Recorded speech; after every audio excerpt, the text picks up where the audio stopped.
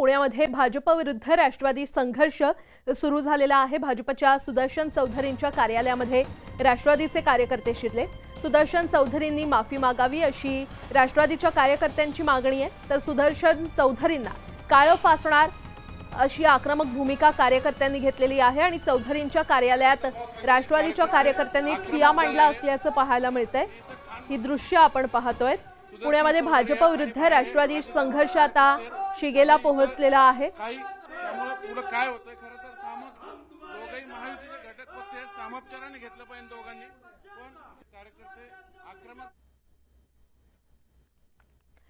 पुण्यातली ही दृश्य आपण पाहतोय। पुण्यामध्ये भाजप विरुद्ध राष्ट्रवादी संघर्ष शिगेला पोहोचलेला आहे, कारण भाजपच्या सुदर्शन चौधरींच्या कार्यालयामध्ये राष्ट्रवादीचे कार्यकर्ते शिरले असल्याचं पाहायला मिळतंय। ही थेट दृश्य आपण पाहतोय।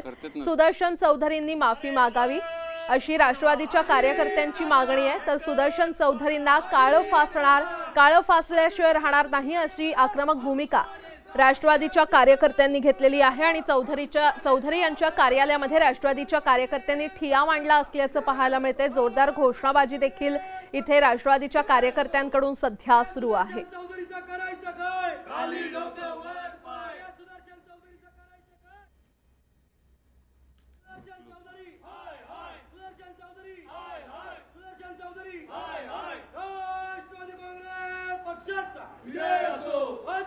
तुम आगे बढ़ो, हम तुम्हारे साथ हैं।